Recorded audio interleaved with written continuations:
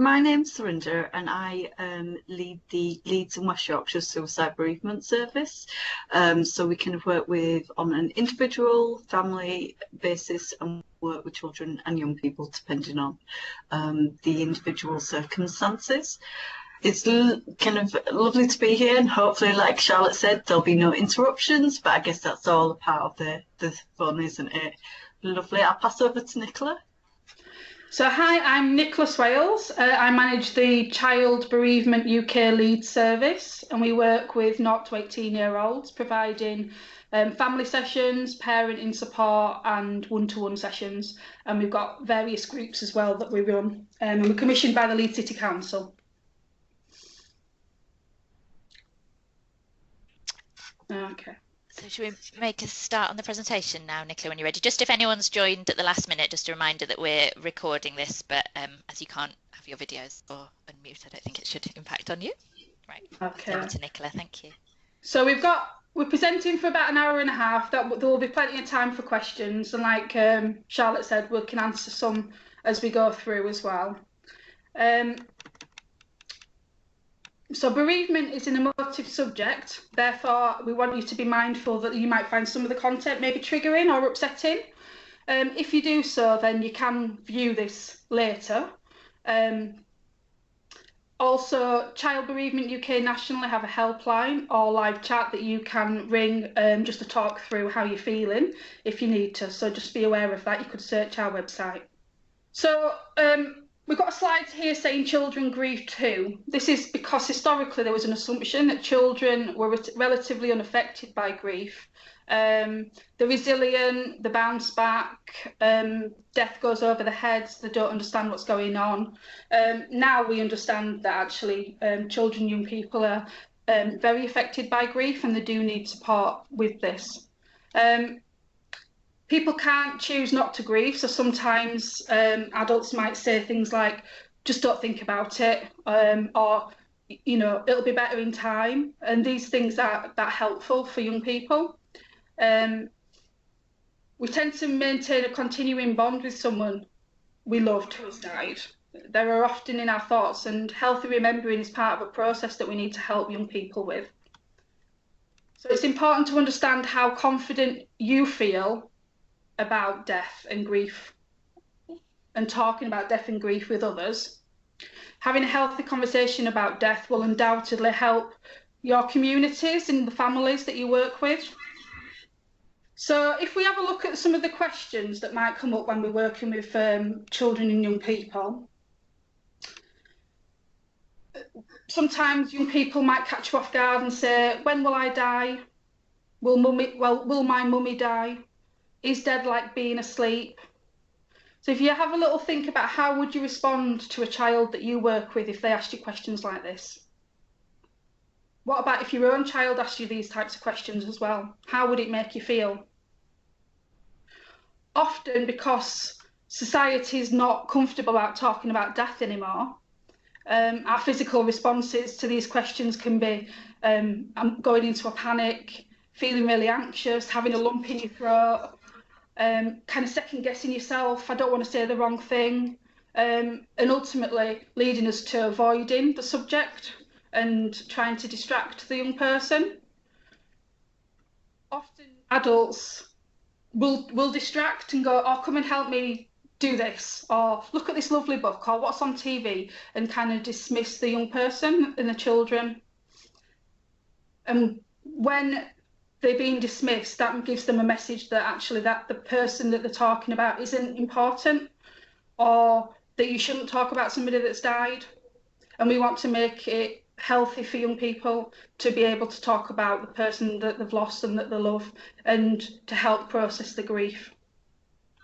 So we have to be really mindful that adults' responses to these questions can really shape a young person's understanding about death. Responses can make young people feel confused or develop fears if we're not answering questions that they've got. Sometimes their gaps in knowledge can create their own really frightening ideas, and their overactive imaginations can make up stories that actually isn't factual about the death. So we know that death is still a taboo in our society because the feelings of discomfort that we as adults feel when we're talking about death. And we hope that this presentation will help you be able to get over some of those uncomfortable feelings. Children pick up their cues from the adults around them, so we need to show them that talking about their loved one who's died is a good thing and it's a helpful thing to do. These questions are difficult to answer, and we're going to look at them when we go at the end of the session, end of the webinar, just to be able to see if you feel more comfortable in answering them. If you had any of those physical symptoms of lump in the throat, thinking about how you do it. So we're just going to list some of the common reactions to grief. Lots and lots of different emotions. The reaction to death may result in feeling all of these or some of these emotions. Children can feel really overwhelmed or possibly even frightened by their feelings, particularly if the adults around them are trying to pretend that everything is normal or okay and they're stopping any communication happen for that child. Eating and sleeping may be difficult, possibly leading to increased irritability and overwhelm and behaviour problems. And often the child's judged in terms of the reactions and actions that they're doing rather than thinking about what's behind those actions. And we have this, we do try and work with the schools a lot to try and help understand if there's a bereavement going on in terms of a young person's behaviour problems at school. So they may complain of illnesses. So children can misinterpret the physical symptoms of grief and how it feels in the body, like a churning stomach, lump in the throat, drained and tired. They can mistake these as being ill themselves, or they can take on the illness that the person that died actually had as well. And it can lead to lots of worries about their own health.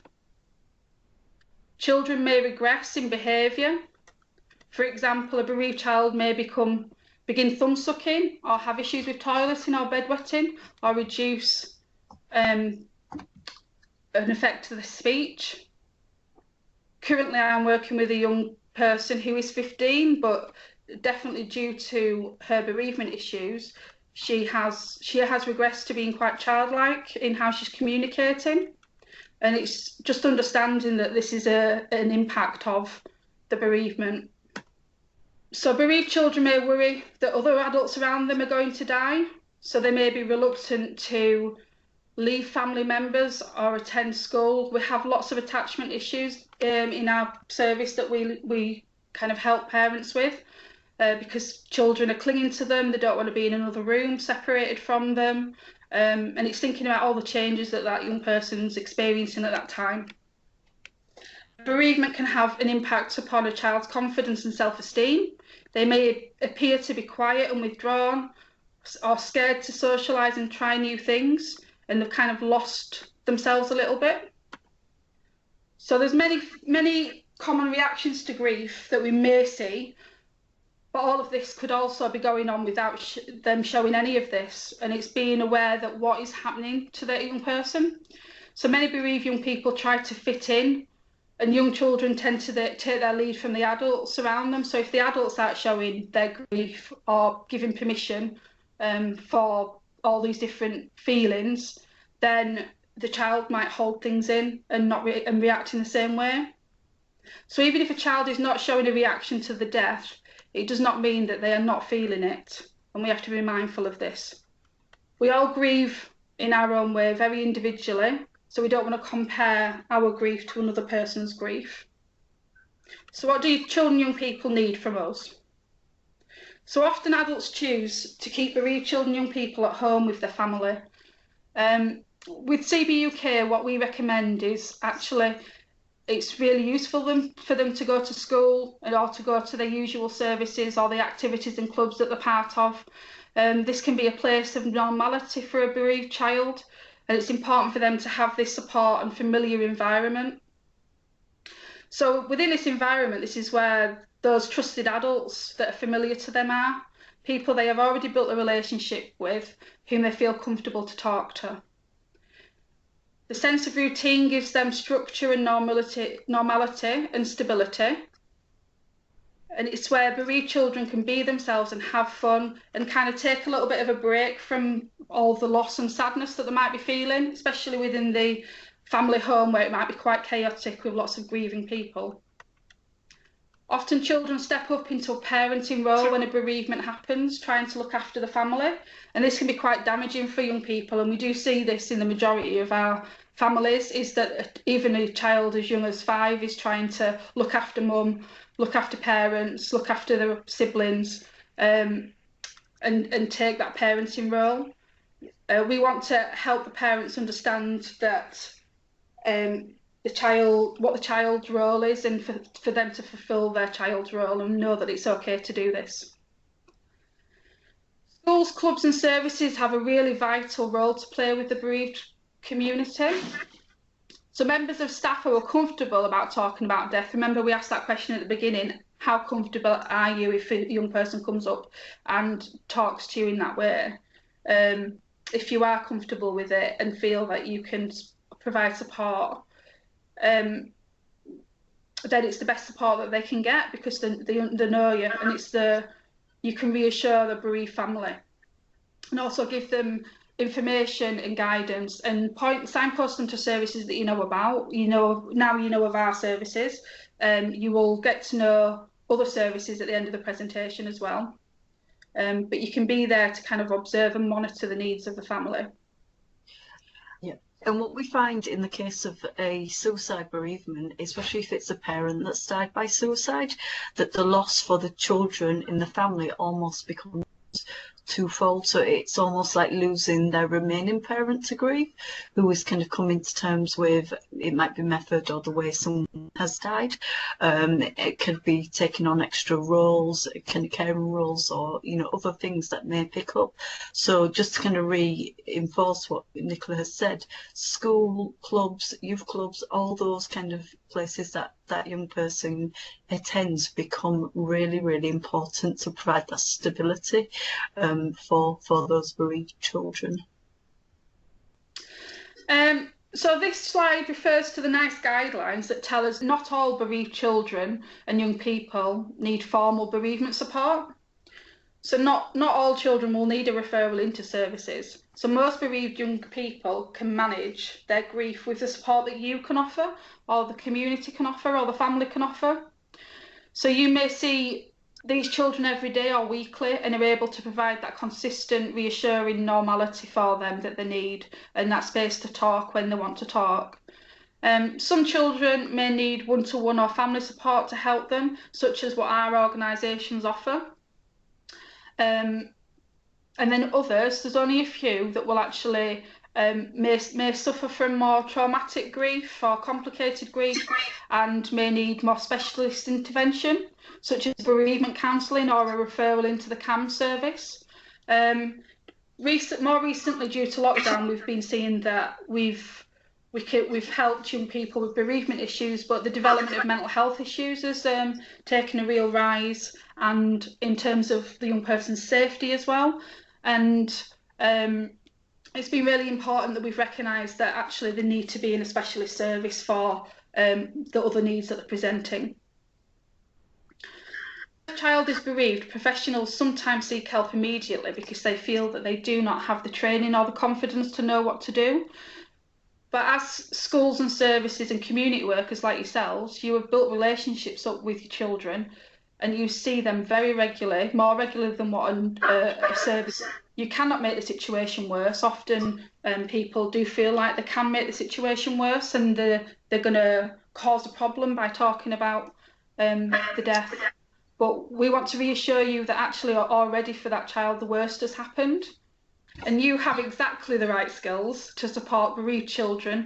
So hopefully you will also feel more confident to be able to support these children after today's session.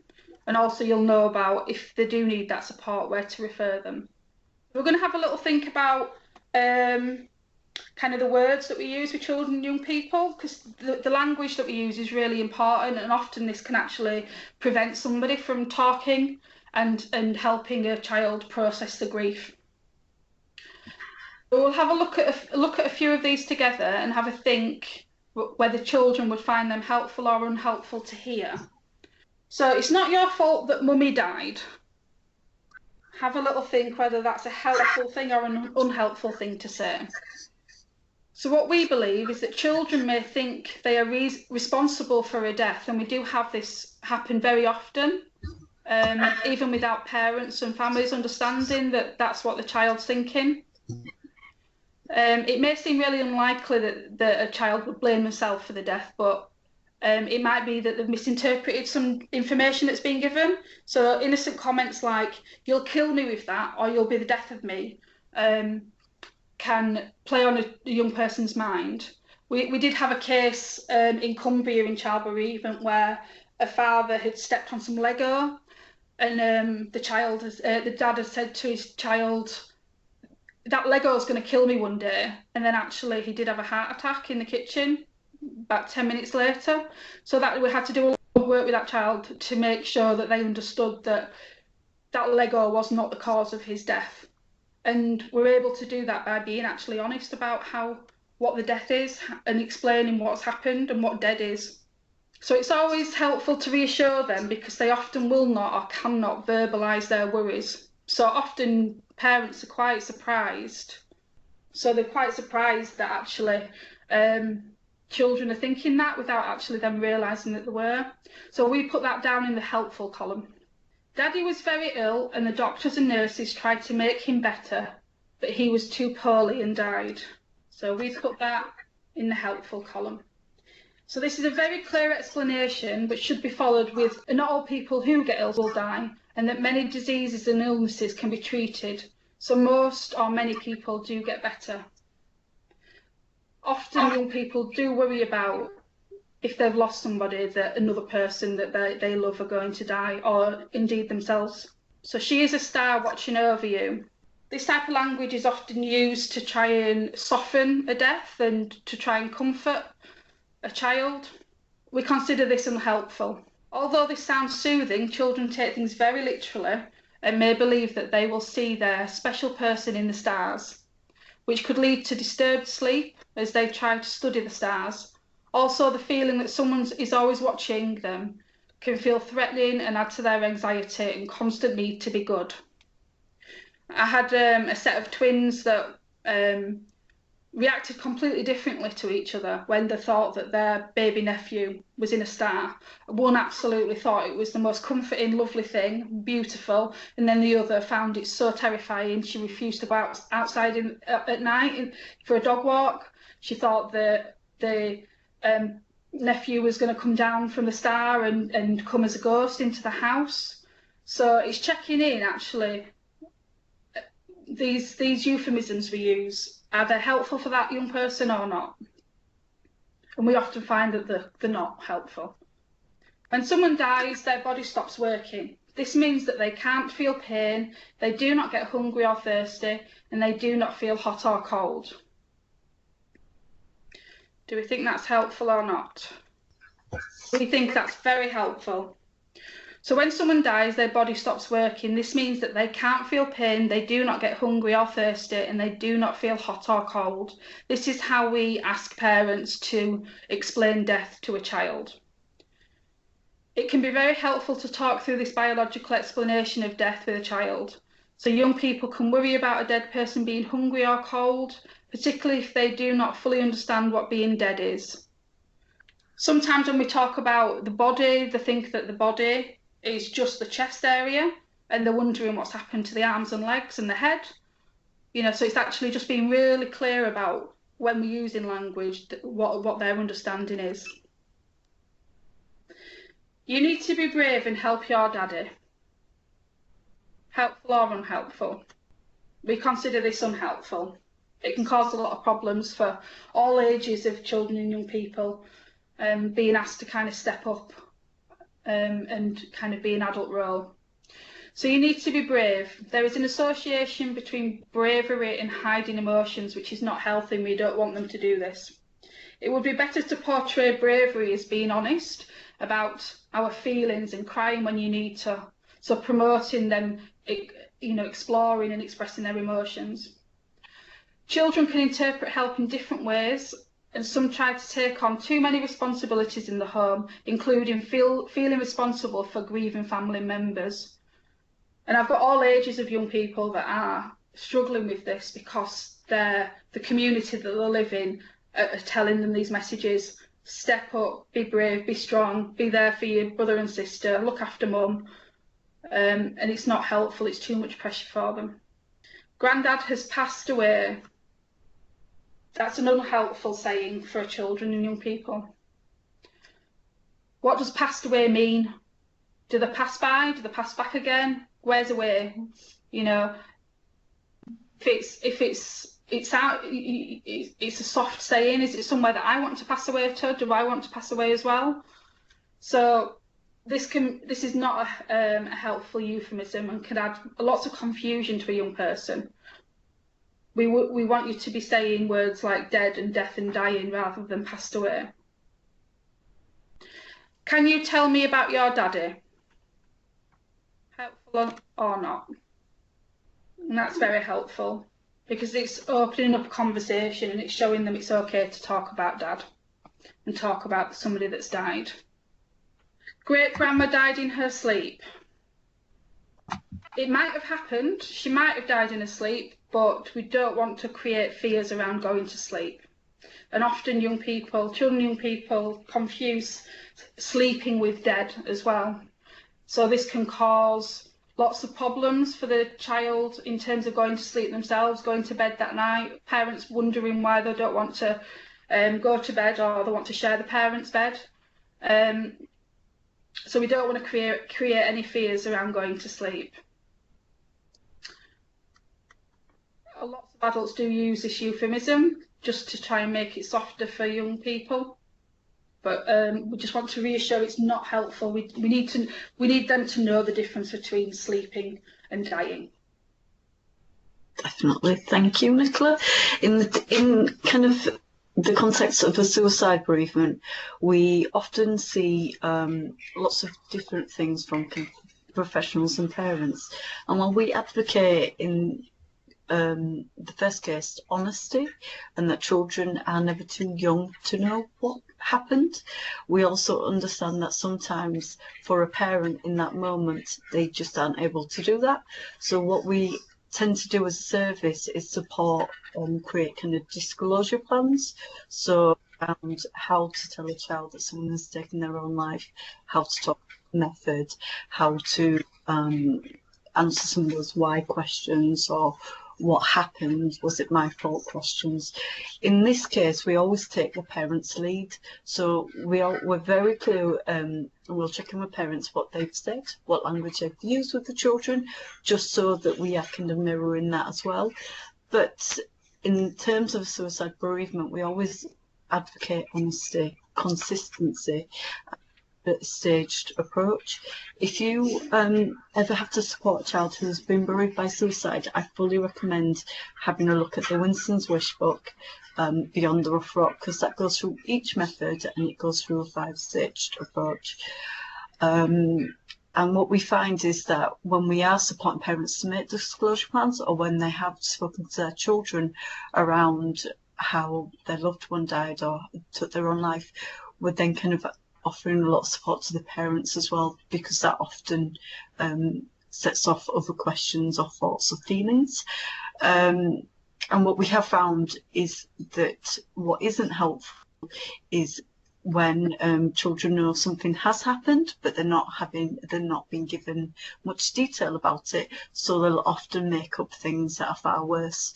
So we had a parent who didn't want to talk about the grandparent hanging themselves, but the children had come to the conclusion that they had taken their own life in a very, very violent way. So, and that was causing them more trouble. Kind of reassuring by saying, you know, they're in a better place. Again, not helpful at all, because it isn't, you know, the better place for that child, their loved one, to be with them.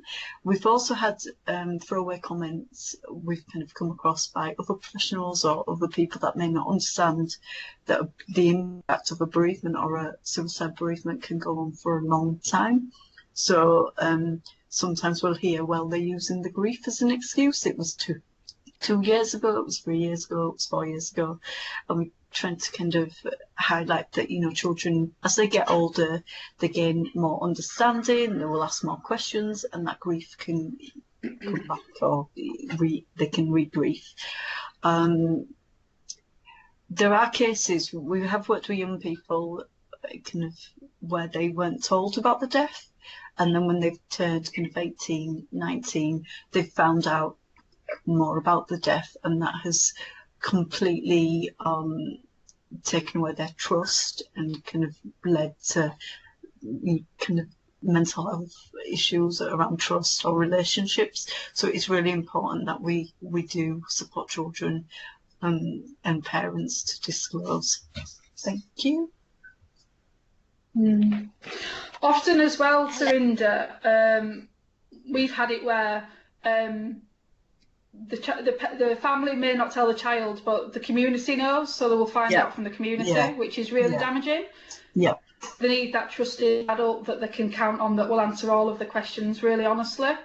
And if that's taken away from them, then who do they have? Yeah. Nicola, I've got a question in the Q&A box at the moment. It's if you're working with young people and families with beliefs about heaven, what would you suggest saying about that? Should you just open up what they think, kind of follow their lead? Yeah, so it's always working with what the family believe, and it's really nice actually to get the family to think about drawing heaven. What does it look like? What's the person doing in heaven? Where do they actually, just so you know, where do they actually think it is? Is it in the clouds? Is it above the clouds? You know, I've had it personally where, you know, my children thought they were going to see Grandad again when we went in a plane because they were on the clouds, you know. So it's just making sure that they understand what the family beliefs are and checking in with what their beliefs are. Ultimately, it's up to the child, young person, what they believe in, and it doesn't have to be the same as what the family do. But it's good for the family to have a big discussion about this, and you can support that. It's not for us to discount anybody's beliefs. You know, some children believe that their loved ones are ghosts revisiting them, and you know, it's checking in, is that a scary thing for them or is it a peaceful thing? Because who are we to say that that's not happening? But also then it's making sure, paying attention to, are the mental health issues there, you know, just observing the child. But it's very difficult to, we have families that go to spiritualists, you know, and psychics, and talk to the loved ones, and it's about what the families believe. So you're guided by them being the experts of themselves. Okay. The words dead and death are all around us, and children will hear and see these words. In newspapers, on the radio, on TV, hearing about news events such as the current coronavirus pandemic with death being all around us, or one of their favourite celebrities dying, can impact children. So as a society, we're not comfortable talking about death, but these words are already part of children's lives, and they're very honest words, and there's no misinterpretation for the word dead and death and dying, as there is with softer sounding euphemisms like passed away, gone to the stars, you know, gone asleep. This is why we promote not to use euphemisms. So as you can see in this image, there's over 100 euphemisms for the words dead and died, and these can cause lots of confusion in children, especially young children, as they don't understand what the words mean, and they don't understand our adult concepts of these words. So if we say that somebody's lost, well, why can't we find them? Let's go find them. Why can't we go look for them? You don't care about them, you don't want them to be with us anymore. If they have gone to a better place, well, can I go to that better place too? You know, and also, why is it a better place if it's not with that child, as Surinder pointed out? Peace. But you are always asking me to give you some peace and quiet. So am I resting in peace? Am I dying? You know, it's they've gone to sleep. Well, the child never wants to go to sleep again. You know, we had one family that said that the fairies came and took Dad away, and that caused so many fears in terms of they never want Tooth Fairy to visit, you know, they'd never want to go to sleep again. So it's a real lack of understanding of actually what factual thing has happened to that person. Sometimes families tell the child that the person's gone abroad, you know, not that they've actually died. We promote that the families find a way and find a script with our help to show honesty to that child. So we're just going to look at children's understanding of death at different ages and stages.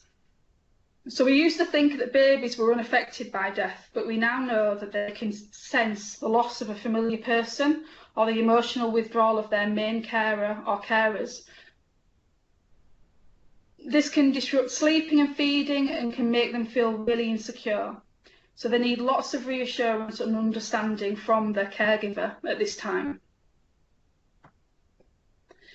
Moving into a toddler stage, as they develop their awareness of object constancy, they can miss someone. They may look for the person, which can be incredibly hard for the families to witness.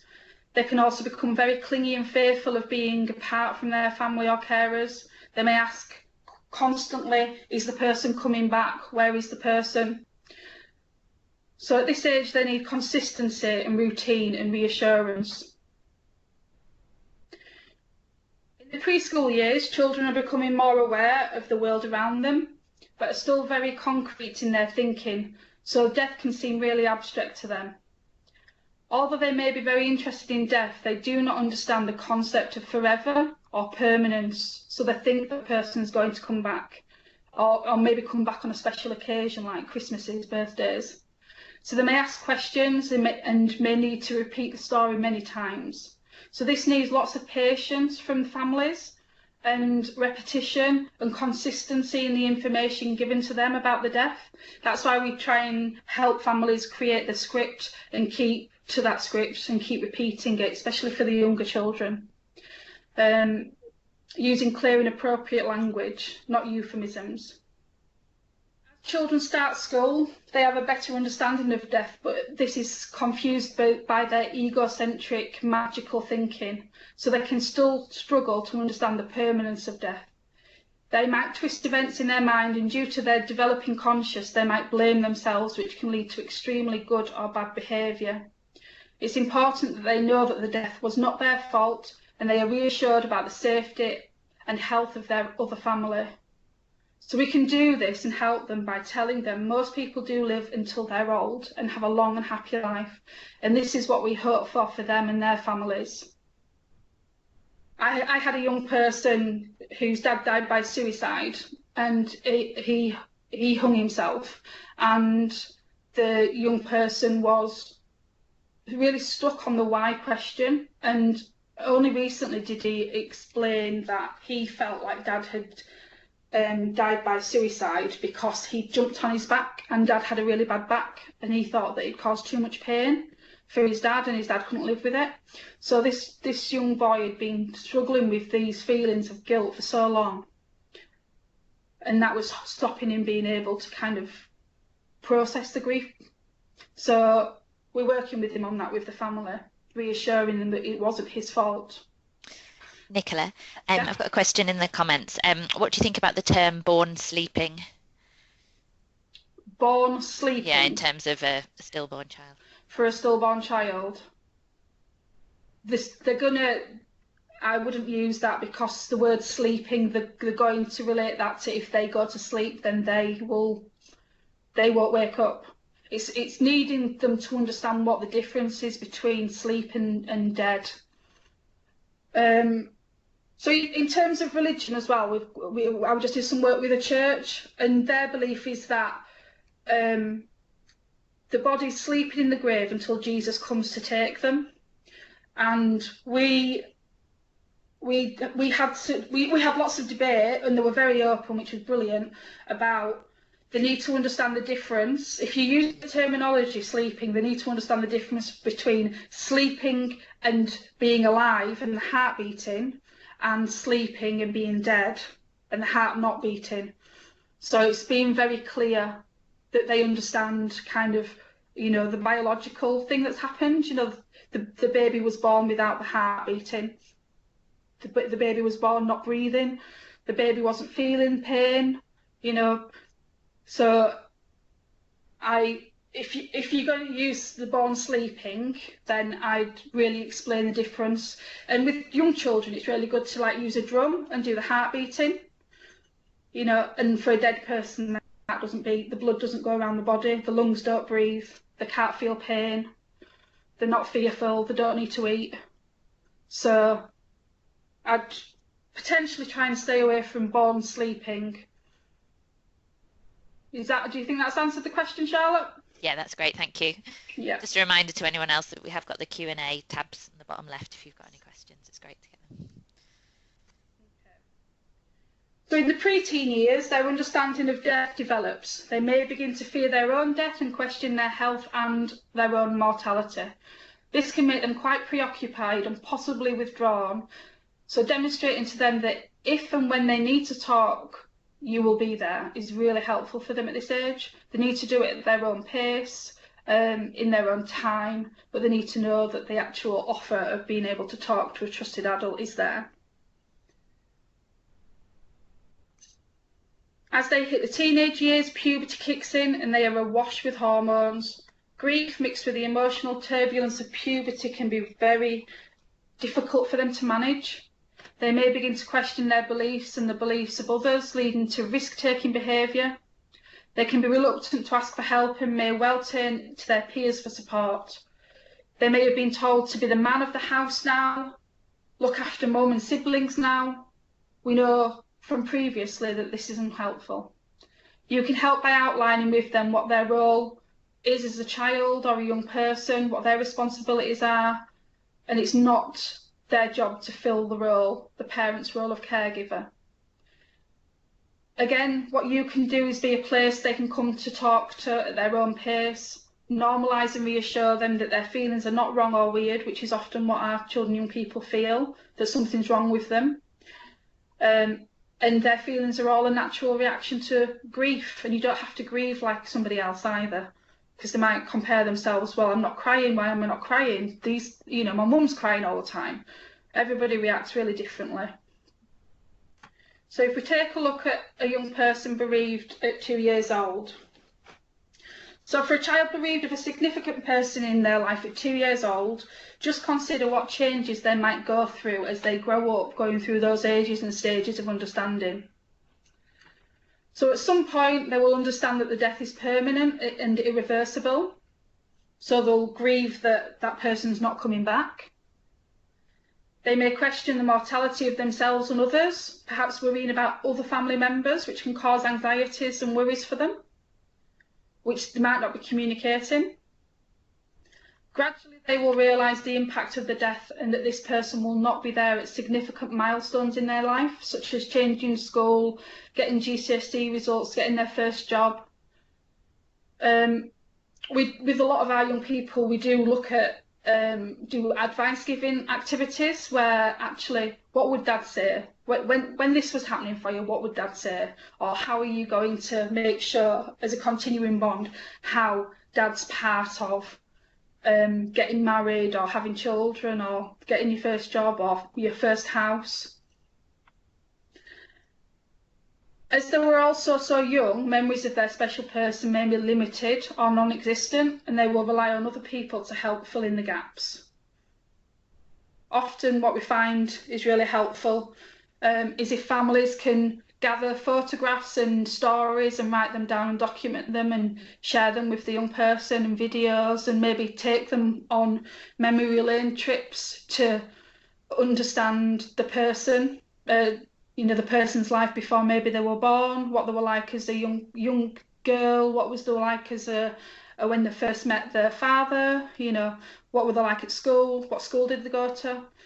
So there's lots of additional memory work you can do for somebody that doesn't have a lot of memories about the person that's died. Unlike adults, children do not have a full understanding of death, so this will gradually develop as they grow and mature. This means that they will need to revisit their grief. So we call this re-grieving, and children and young people re-grieve continually because their understanding develops. So just because somebody died 5 years ago doesn't mean that it's not impacting upon their life now. If they're re-grieving, they're feeling all those grieving, the emotions that are linked to grief over again, which could be really impacting them. So we believe at Child Bereavement UK that they will continue to grieve for the rest of their lives, and it is how we support them to build their life around their grief that will be the most beneficial to them for their future.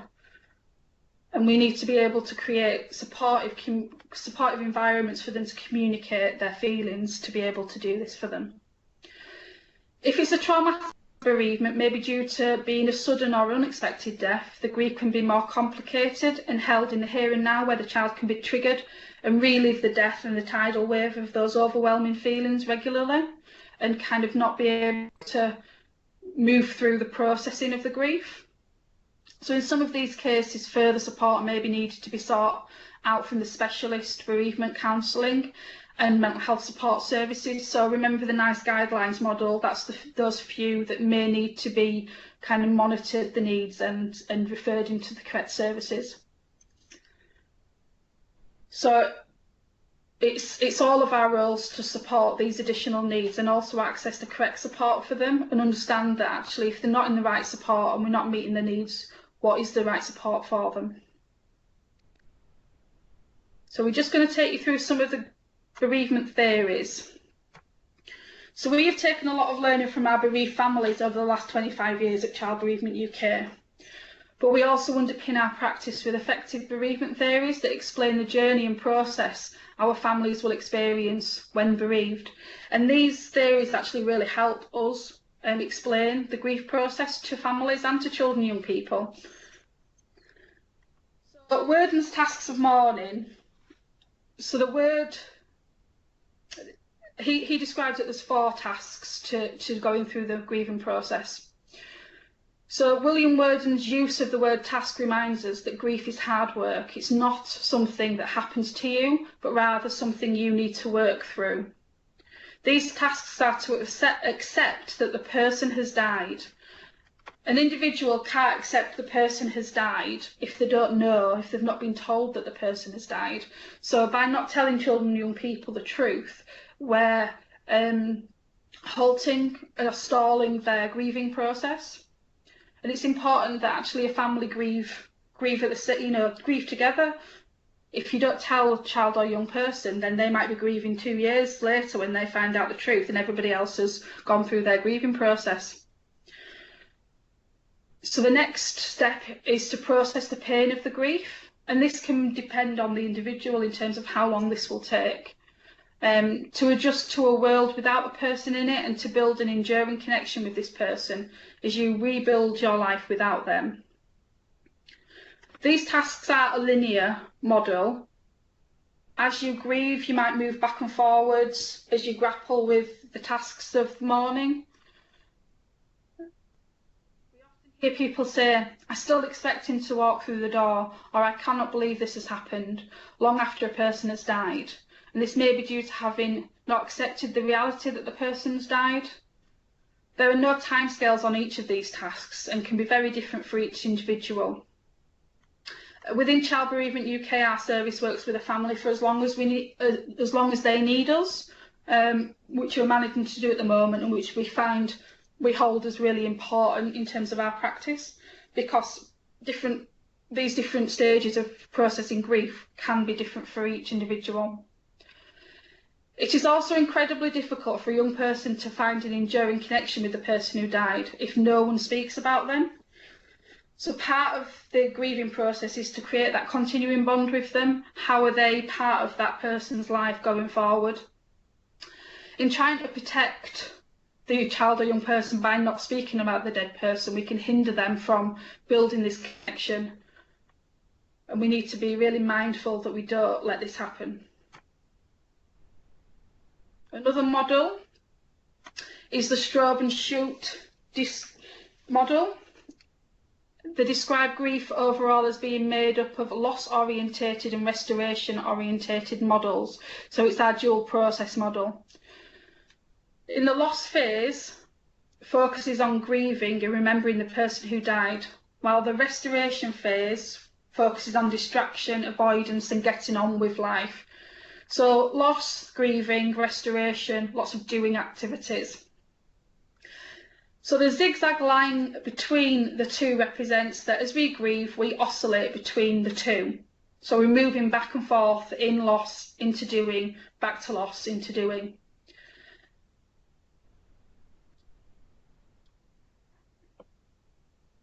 For example, getting on with life and keeping busy, then crying and feeling desperately sad, and then distracting ourselves with other things like cooking a meal, talking to a friend, going shopping, going to work. This is where school is really good. That's the restoration side. They're doing something, they're going to school, they're going to the clubs and activities. So children and young people are really good at doing this natural jumping between the two. So my Wellington boots show a thing that we can't call puddle jumping. So puddle jumping is where a young child might come and talk about the person that's died and then go and play on the trampoline, then come back and cry and have a cuddle, and then go do a drawing, and then come back again. And this is puddle jumping because they can't stay in the difficult emotions for too long. So unfortunately, this is often misunderstood as when we see a child playing outside and seemingly happy, we might think they are okay or better. And if a few minutes later they're in floods of tears, we get really confused. And also a grieving parent who's not got a lot of capacity themselves might get frustrated and just not understand. And also sometimes children say really blunt things which can be quite hurtful, but they don't mean to be. They're just asking a question or making a statement. Your dad died. That's what I got when my dad died, my 6-year-old. Your dad died, and it's like, oh, yeah, he did, thank you. You know, quite harsh sometimes, but, you know, it's the truth.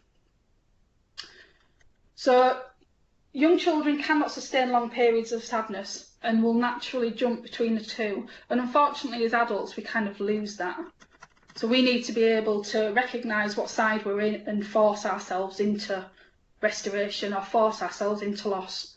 Have we become action men and women and are just sorting out the funeral and sorting out the house and not thinking about the person that died and not giving ourselves time to have a cry, to look at photographs, to do remembering? It's important to allow ourselves to do both.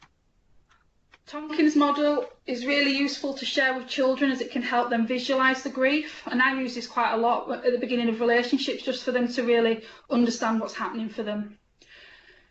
So we usually describe this as the fried egg model. So the fried egg model, which children seem to really like, and it can actually bring a bit of laughter to a session.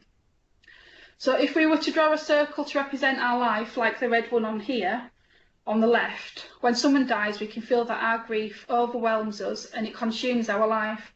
This can be described to children as the yolk of the egg, where we have a very little white bit around it, so it's all of the grey with the red around. As time goes on, we gradually build a life around our grief, and the grief is still there, but as we start to do more things, so more restoration activities, we build on this life without the person being there. We can help children and young people identify what would make up their white bit of their egg. And they can draw this visually, so they can draw friends in the white bit of their egg, they can draw family, pets, school, clubs, activities, wellness tools, what makes them feel happy, what do they enjoy doing. And even yourself, you might be part of their egg. And that's how I ask permission with the children and young people. You know, if they want to work with me, I could be part of that egg, and I draw myself in there, a little circle, and that gives them a chance to say whether they want it or not, and make them feel like they've had a choice. So they draw this out visually and see how they are or how they can build their life up. So they'll be able to map actually what stage do they think they're at. And this even works with the teenagers as well. We used to think that grief diminished as time went on, but we now think it's more accurate to say that the grief stays the same, but we develop around it. So grief doesn't disappear, and it does come back again. They do re-grieve. Grief is never far away, as a memory, thought, smell, moment can still tip us back into our grief. If it's a complicated, traumatic bereavement,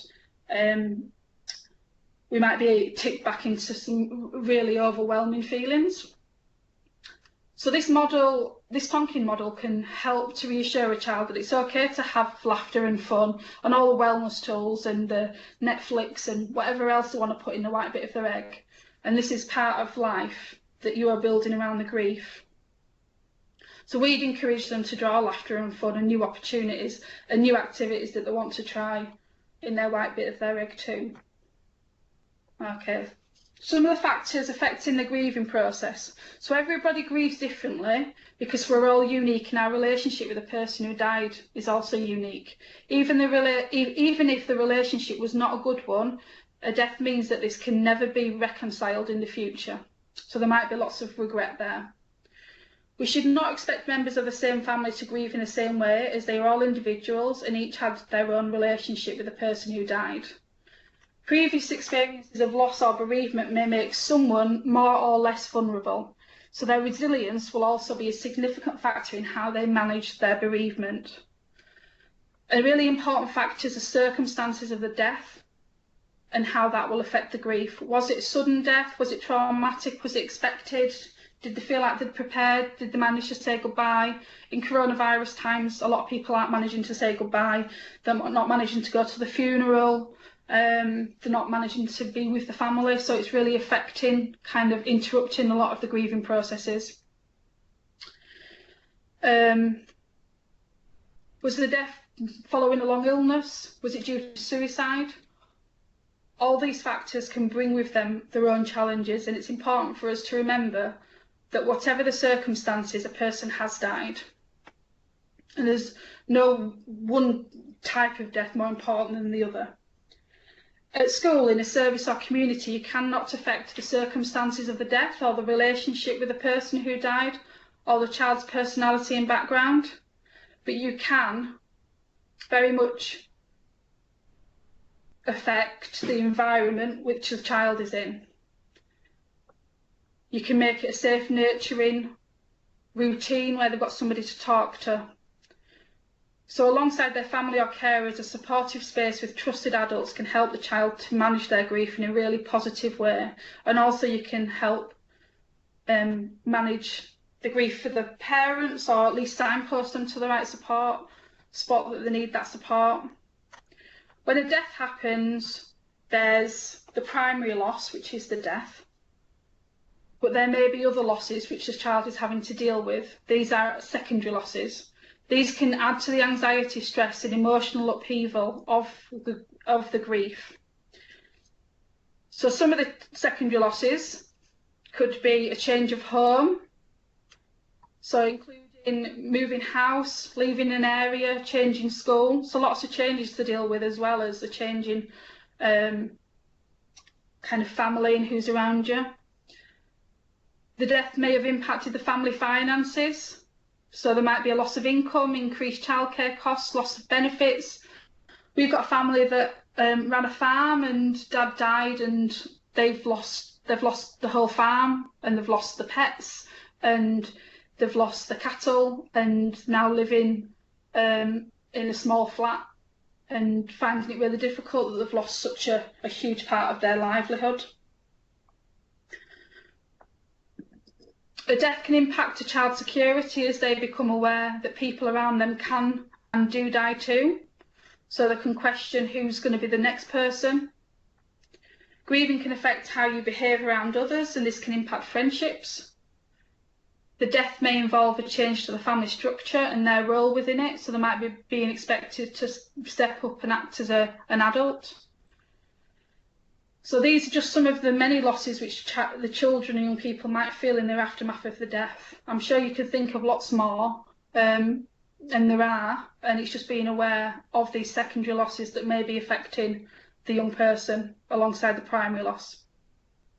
So as workers, trust your observations. You might see behaviours such as a child bursting into tears, or previously confident and outgoing child seeming to be quite withdrawn. A child might become physical with other children or have temper outbursts, and that might be quite unusual for that individual. It's important to be aware that bereaved children can feel really overwhelmed by their feelings and may not be able to manage them. So it's working with them about what are they feeling, how are they feeling it in the body, what can they do with those feelings, how can they release the pressure in a controlled way. It's important to be aware that bereaved children can feel overwhelmed. We might see their behaviour, acting out, hitting out, but we need to not judge that behaviour. It's important to consider that this might be a reaction to the bereavement and how do we need to support them. We can open up communication. Tell me about Granny, tell me about Sister, how are you feeling today? When you want to talk, I'm here for you. So just giving them those opportunities to be able to talk. So what can help? So we've got a group of children and young people attached to Child Bereavement UK created an animation, and they wanted to tell you, they wanted to create this animation to be able to tell professionals what helps, what works for them when they're bereaved. Just to add, we've just completed this last week, so this is the launch of this animation. So we're really keen for you to think about how you can share it more widely as well. This film has advice from young people in Leeds who have been bereaved. We want to share our experiences with people working in Leeds, so you can learn from us and offer better support to other children and young people if someone close to them dies. What does it feel like to be bereaved? It feels like someone has lifted your world upside down and poured it all out into chaos. You feel like you have the mute button on. You want to talk, but you can't talk about it openly as it's all too big to handle. It feels like hitting a brick wall. Suddenly, everything just stops. What advice would you give to workers? Understand that my grief is individual to me. Don't tell me how to feel. Don't force me to talk when I don't want to, but still take notice of me when I do not want to talk. Listen to and respect who I want to be told about the death and how. It is not for you to decide. Just because I look like I am coping and not causing anyone trouble, it does not mean I am fine. I may be crying out for help inside. Continue to check with me privately and be there for me when I'm ready. My response to grief is not an overreaction or attention seeking. Give me time out, someone to talk to that I trust, and safe place to go if things become too much. Help me meet others that have experiences similar to me so I don't feel alone.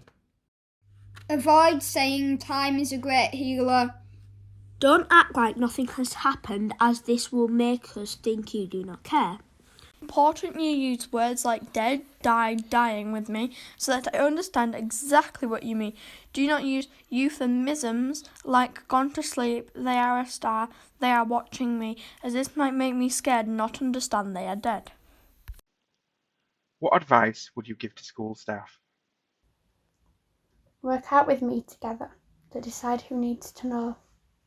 This helped me not worry about everyone knowing and approaching me when I didn't want them to.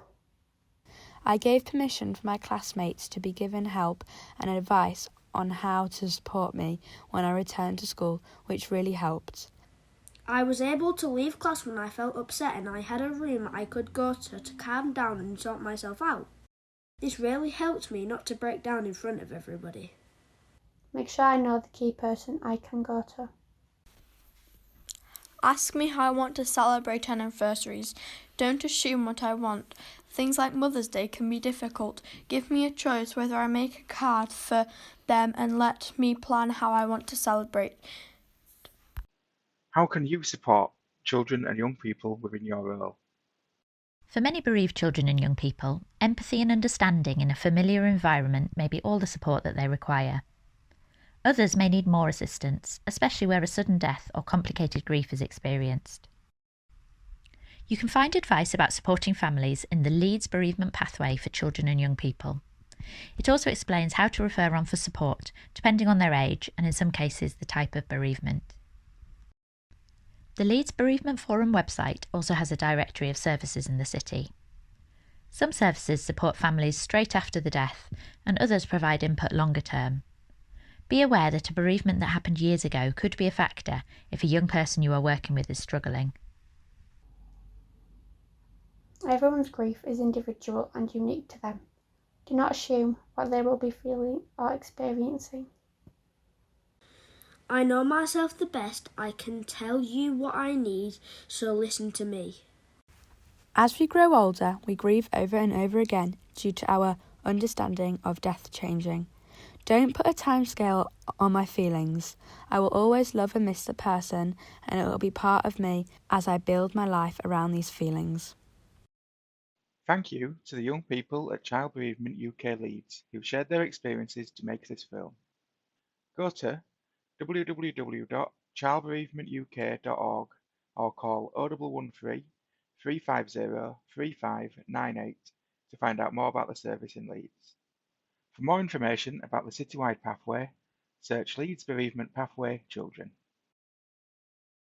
Nicola, we did have a question. I know we haven't got that long, but just to bear it in mind for your next bit of the presentation, someone's asked around supporting children with special needs and disabilities. So either to bear it in mind or think about if there's anything we could send out afterwards, if not. Yeah, on the Child Bereavement UK website, we've got a big section that gives lots of advice around that, but it's about understanding kind of the age and the age and stages of the understanding and pitching it at that level. But if you do visit the Child Bereavement UK website and supporting a bereaved young person with special needs, then there's lots of advice on there.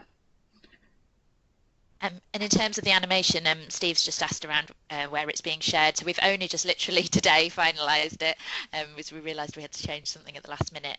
But we're going to share after the webinar, we're going to share a document that we've done that kind of summarises the advice from the young people. So we've got it written down as well. And at the end of that, there's a link to the animation so that you can use it to kind of share with your teams and use it as a bit of a promotional tool. So we'll send that around. Just going back to that question about learning disabilities and that, actually we find autistic young people can really handle, we're promoting that you're really straightforward with the language that you use, and autistic young people can really understand that and get to grips with that in terms of death, dead, dying, and kind of the biological things that happen during death. And children and young people can actually handle what we might think are quite difficult phrases or difficult concepts, or something might be a bit gruesome. They can handle a lot more than we actually give them credit for, as long as we word it appropriately for them. Right, I'm aware we've got 20 minutes left, so we'll try and whiz through these next slides. So it's really important to be aware of the bigger picture, to try and consider what else is going on for a bereaved child.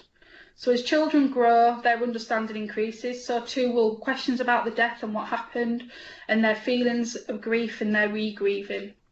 Certain times of the year, such as birthdays, the anniversary of the death, Mother's and Father's Days, may be more difficult for the family, and even if the child doesn't understand, they will pick up on the feelings and behaviours of adults around them. How are others treating them, supporting them?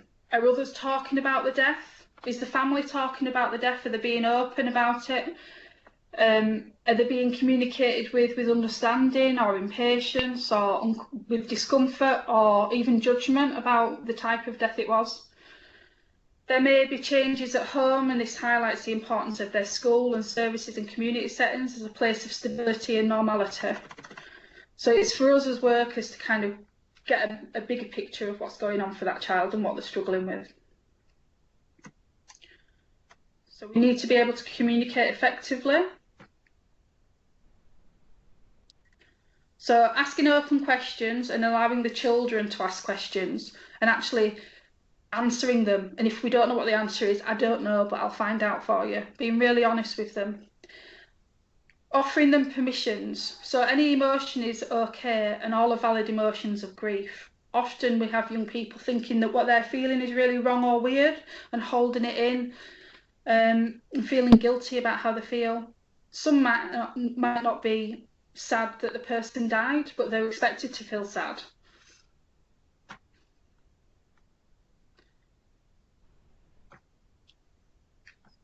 We don't want you to rescue. We can't fix a situation that's happened, so it's really important to go against our normal instincts of fixing it and rescuing it for young people. It's important that we allow them to grieve and to let them know that this is normal, how they're feeling. Being there for them can be much more important to them than you might think. Repetition is really important. They may need to tell their story over and over again for them to be able to process it, or ask the same questions over and over again to make sense of what's happened, which might be really infuriating for parents who are struggling. So don't be triggered or dismissive of what they're asking you. A really difficult one, but sometimes the most powerful thing you can do, is just to sit with a child or young person and allow them to grieve. If they want silence, be silent. It's incredibly difficult to do because, again, we're fixers, we want to help. But we need to respond to what they need, not what we need and what we're uncomfortable with.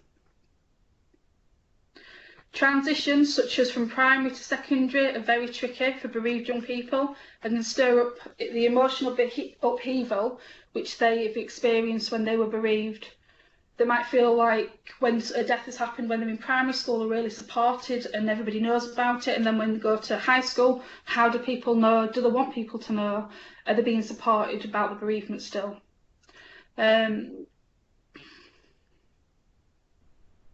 Help them plan and talk about celebrations that they want to hold. Give them choices in decision making.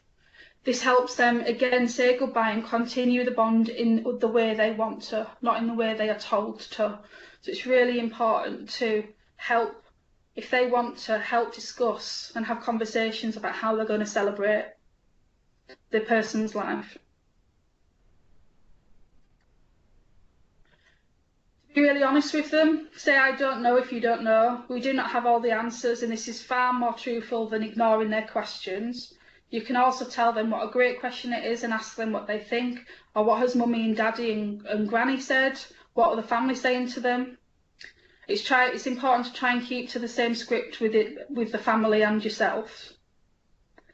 Unfortunately, there's no magic wand. We cannot fix things. They will continue to grieve, and the support you provide will help them to manage this. And that's what we need to do for them. There is no magic cure for somebody dying.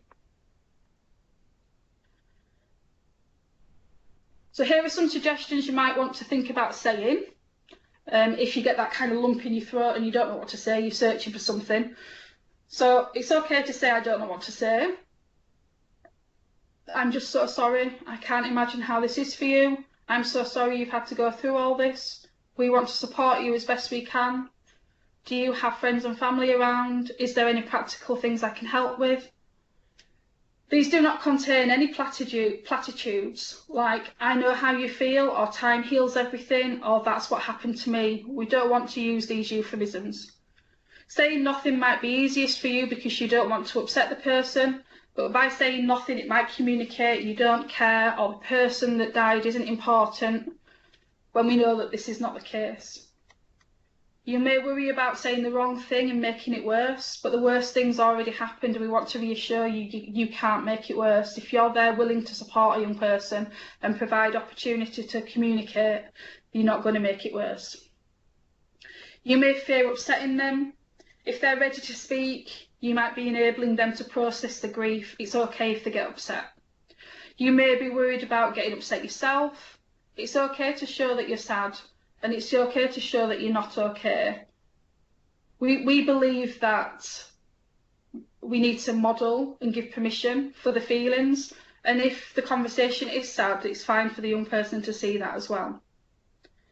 So children and young people need to see that it's okay to display these feelings. Nicola's kind of touched on most of these points, but again, in the context of the suicide bereavement, it's really important when you are supporting children, young people and families, that first of all you reflect on your ideas about suicide, because even though you might not mean it to, sometimes those will come out in conversations. So we always encourage people to reflect on the ideas that they have about suicide.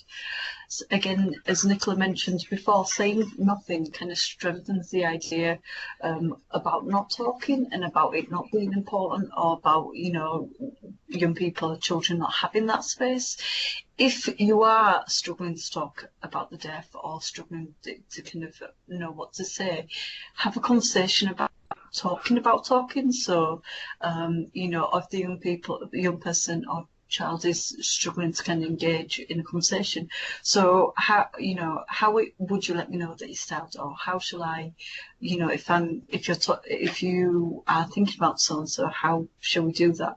Or if you're upset, what would you like me to do?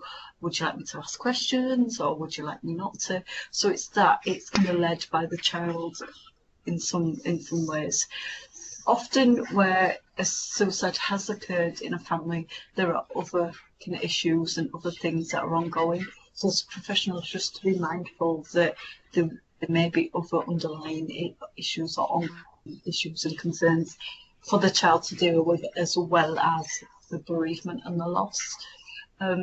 You know, as Nicola mentioned before, suicide and traumatic bereavement is different. It doesn't mean it's any worse, or, you know, than any other type of bereavement. And a lot of the grief reactions are normal. Again, it's just timing and just, you know, kind of supporting that child or young person at their pace.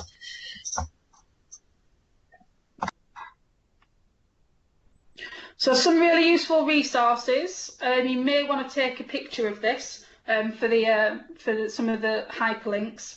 But some really useful resources for explaining the death is Daddy coming home in a minute? And this is a book that really explains that body not working, the heart stopped, the biological thing that's happened in terms of the death, and also explains about the length people usually live, and that people usually die when they're very old, but sometimes they don't. And it's being written by a mother and son, and the son at 4 years old lost his father. And there's a follow-up book called What's Happened to Daddy's Body, and this really explains cremation and burial really, really well, and the difference between it and what happens within each process and why we do it. Again, it's written by the same author and son, mum and son. Is a really useful resource that we turn to quite a lot. I Miss You takes you through what dead is and all the feelings associated with that, and also the process around burial and cremation again. So that's a really nice book to use. And Lifetimes kind of refers to starting those conversations with younger children around nature, and there's a life cycle to sorry, I've got a chat message then. And there's a life cycle to living things, and all living things die. Also, there's a public health resource centre, Bereavement Library, where you can borrow books. And so we've included a link to their catalogue there for you to have a perusal of all the resources within there. Also, Child Bereavement UK website sells lots of resources, and Amazon and Winston's Wish. So if there's specific books that you'd like, then go have a look at the websites. Yeah, I'm just drawing your attention to the time. You've probably seen it, but just be aware. Yeah. So Sarinda's mentioned some of these books before. Sarinda?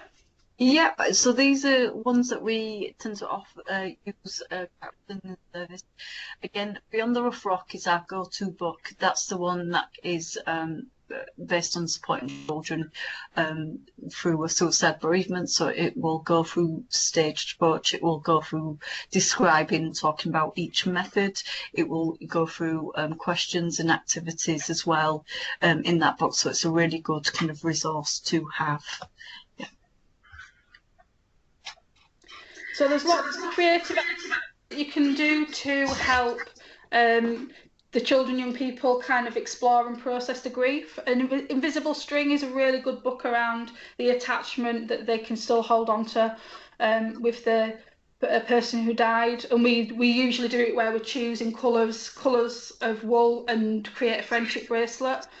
recently one of our families who were commemorating the dad that died by suicide, made friendship bracelets, invisible string bracelets for all of their family, and they all wore them on the day when they were commemorating, and that really helped the young person. Salt jars is where with chalk and salt, you colour in the salt, thinking of a memory and linking a colour to that memory and then pouring it into a jar, and that kind of therapeutic movement of colouring the salt while talking about the memory is really helpful. We create memory boxes and memory books, photographs and items that are important to that young person regarding the bereaved person. We kind of avoid thinking about planting a flower or a tree because they may die, but if the family wants to do that, then that is their choice. But thinking about the repercussions if it doesn't survive, then how will that make that young person feel? The gingerbread man at the top is like the body mapping. So where in the body are they feeling the grief? And they can do lots of mark making or shapes and words to describe, is there a lump in the throat? Is the belly feeling all squiggly? Are the legs all shaky? Do they feel like they want to hit something? Are the palms all sweaty? At Christmas, we sent out lots of Christmas baubles for them to create messages inside the bauble and then put them on the Christmas tree to remember the loved one. And exploring how different communities, like the Day of the Dead, celebrate their loved ones.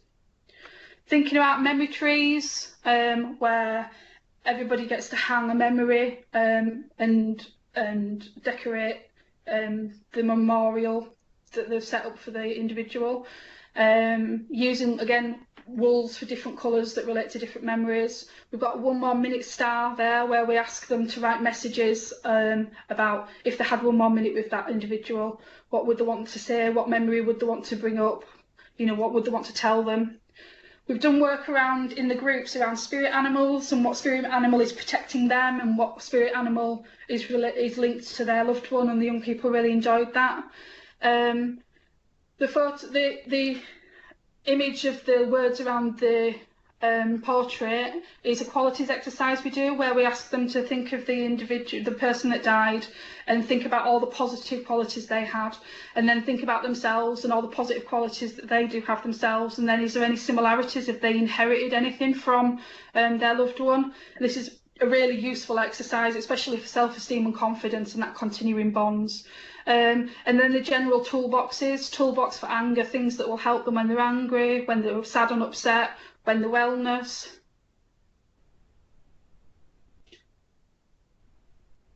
I can manage the chat, Nicola, if you carry on. Yeah, sorry, it just comes up and I'm like, oh, what's that? So we said we'd revisit at the end of the, near the end, what the answers to some of these questions would be. And I'm aware of time, we might run over. I'm just thinking about the slide about the different services. We definitely want to get that one, don't we? So yeah. I wonder if we should jump on. Are we okay to run over 5 minutes? Or? I don't know if the Skype will stop. That's what I'm worried about. Will it stop? Andy, do you know if No, I don't think it will. Okay, cool. Let's go then. We'll run over 5 minutes. Obviously, if people need to leave, that's fine. Right. Okay then, so you may remember these questions from the beginning of the presentation. So this is how we think about answering them. So when will I die and when will mummy die? So the answer to this question is the same really. You can say, I don't know, but most people are very old when they die. Statistically speaking, this is very true. You could add, sadly, sometimes people die when they are younger if they are very ill or have an accident, particularly if they know a younger person who has died. We've got quite a few that have lost friends and lost young siblings that struggle with this. People die when they're old. Well, actually, my sibling died young, so but it's rare. It doesn't happen often. Is dead being like being asleep? Be clear that being dead is not like being asleep at all. The biological explanation can be useful here. When people die, their heart stops beating. They do not breathe and their brain doesn't work. You could encourage them to feel their heart beating and their breathing to confirm this. You could ask, have you ever had a dream? Well, that is because you are alive and your brain is working when you are asleep. When you are dead, your brain isn't working anymore. Being dead is not the same as being asleep. Where do dead people go? So when answering this question, be certain you know that they are asking here. What are they asking here? Is it the big answer? Is it the big meaning of life question? Or are they just asking physically, where did the body go? The key is to clarify with open questions, what do they mean? If they are asking a bigger question, you can say, I don't know, or what do you think? Or have you asked at home about this? Or you could say, some people believe. It's really important to not contradict what the families believe and what the families are saying, so it's agreeing the script with the family. If it is a practical question, you can say that dead people either get buried in the ground or cremated. And like I said, the What's Happened to Daddy's Bodies book explains the difference between each really well. It's really important to look after yourself. I'm going to speed up. So it's really important to look after yourself for your own self-care when you're supporting children and young people. Bereavement can be a difficult topic. So what are your wellness tools? How in your team are you looking after each other? How are you decompressing after a difficult session? Are you aware for yourself what would trigger you? So it's being really self-aware about when you need to support yourself. How are you going to do this? Okay, Charlotte? So I'm aware that we mentioned the bereavement pathway in the animation, so I'm only just going to very briefly mention.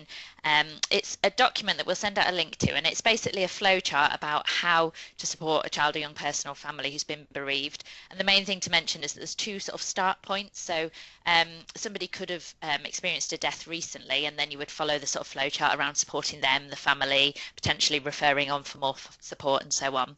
But it's also worth mentioning that you might be working with a young person, you might not even realise that they had a bereavement years ago, like Nicola's mentioned, but they could be, you know, having emotional difficulties, and it's exploring and understanding whether that bereavement could be a factor that you're potentially not aware of. And then in the pathway, there is a document that kind of sets out the different services in Leeds. So it sets them out by age visually and around kind of who they work with and who they support. So for example, we've got Child Bereavement UK, the Nicola's service, that works for 0 to 18, and for the 11 to 18 year olds it offers some group work. Owl's bereavement service works with the primary age. That's relatively new as well. Both these services have been set up in the last few years as we kind of identified a gap in the city. The Marketplace offer bereavement counselling for sort of teenagers. St Gemma's Hospice work with young people who've been bereaved as a result of a long-term condition. I'm just going to very quickly through this. Martin's House Hospice support children and young people who've lost a sibling from a life-limiting condition or unexpected death. So it doesn't just have to be someone that has been part of the hospice. My slides are not moving on now either. Oh, there we go. Leeds Suicide Bereavement Service. They're going to just briefly talk about their service in a minute. And then some schools and clusters in the city offer group work across 2 different projects, SAD events and Seasons for Growth. Unfortunately, it's not kind of the same across the city, but it's worth, if you're working with a child or young person, linking with the school and seeing if it's something that they are able to provide. And then also, if you're working with a family with a child under 5, linking with the children's centres, as they have got their own sort of bereavement training and pathway as well, so they're able to support people. Leeds Bereavement Forum is a brilliant citywide project that we have, and they've got a directory online, and if you can see that there's lots of different categories, so you can look around services relating to specific issues such as death of a child or for particular population groups. And obviously, if you're working with a child and family, it's thinking about the support for the parents or carers as well. And there's lots of information on Leeds Bereavement Forum about support. One of the examples is Crew's Bereavement Care. So Child Bereavement UK, we take referrals from self-referrals and referrals from all different professionals, and we provide support for 0 to 18-year-olds. It can be group or individual, parenting or family, but always the focus is about the child's grief. So when we're working with a parent, it's not about their grief, it's about the child, and we'd refer them on, the parents on, if they needed support for their own grief. We run a junior group for 8 to 12-year-olds. Everything's online at the moment via Zoom, and we also run a girls group at the moment. We tried to set up a boys group, but they don't want to engage virtually, so we're hoping to do a boys group when we can get back to face-to-face work. Okay, thank you. The Leeds Suicide Bereavement, so we have two services that support people after a suicide bereavement. We have the West Yorkshire and Harrogate one, and the Leeds Suicide Bereavement Service. The Leeds Suicide Bereavement Service is the one that offers family support. So we will work with a family on a kind of a full unit basis, or we'll work with children and young people on an individual basis. It is kind of case by case, and you can self-refer either by going to Leeds my website or the Leeds Suicide Bereavement Service, which Charlotte will send out the links to. It doesn't matter if people are newly bereaved or it's a historical bereavement. We'll work with families and young people regardless. And also referrals can be self-referral or professional referral, but I think the most important thing is if you're working with family, even if you don't want to refer them in or they don't want to be referred in, but you'd like a bit of advice around how to work with them, just give us a call. We'll be happy to kind of talk through that. Thank you. A few people have posted saying, can we share the slides? Because this is the presentation is kind of owned by Child Bereavement UK, it's not something that we can share because they do deliver training themselves, but we will be sending out a kind of supporting pack that's got kind of key links, a link to the pathway, a link to the animation, and our email addresses and things, so you will have a sort of follow-up document. And as I said, this is being videoed, so we're also going to put this webinar on YouTube, so we'll send out the link. So if you're able to share it with any colleagues, if you think it's useful for them to watch, that would be brilliant. So thank you very much everyone for attending. I hope we covered all your questions. If not, or if I missed anything, please feel free to drop us an email afterwards. And thank you very much to Nicola and Surinder for supporting the presentation as well.